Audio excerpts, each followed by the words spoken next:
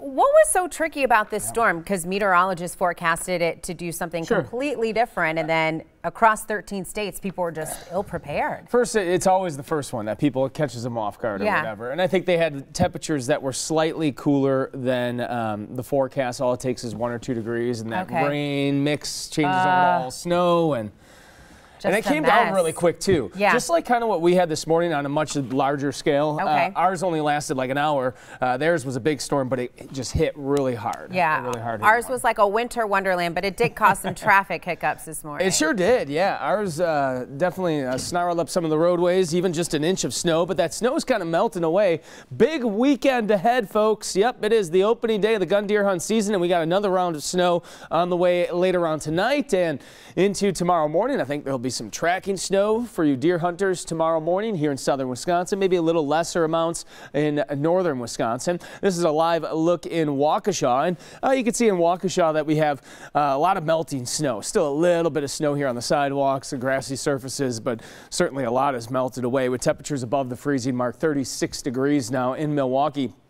Actually a little bit warmer still at 39. Winds out of the west-northwest at 14 miles per hour. And let's look across southeastern Wisconsin, and what you're going to see is everybody is above the freezing mark. So melting snow for everybody. 38 degrees in Lake Geneva, Kenosha at 39, West Bend at 36, and Port Washington 39 degrees. Let's go through the weather headlines. Now we find ourselves in between two snows. We have the snow that we had last night, and we have another area of snow approaching us from the west, and that round arrives for us later on tonight, and it's going to make for a slippery drive out to your deer stand tomorrow morning, or if you're out and about doing anything, maybe a little early shopping, holiday shopping tomorrow morning. I think things are going to be quite slippery. Storm 4 Max radar. Right now we are quiet in southeastern Wisconsin. A lot of cloud cover, and here's our snow already starting to set up. It extends from eastern Montana through North Dakota, South Dakota. This is all going to, you can see the direction it's headed, eventually right into southern Wisconsin later on tonight.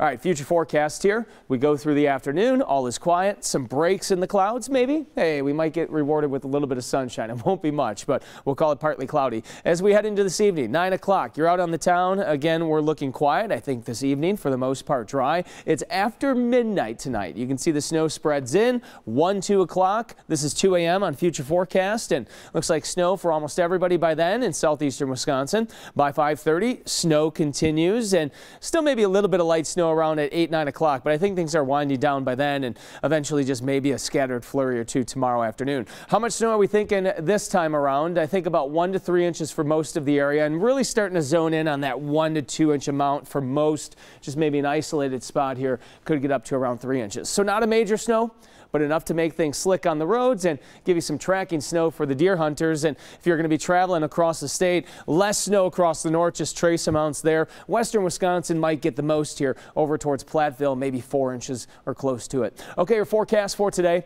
a high temperature of 43, mostly to partly cloudy and breezy. For tonight, a low temperature down to 30. It'll be kind of that wet, heavy snow again. Again, snow becomes likely after midnight. Here's a 7-day.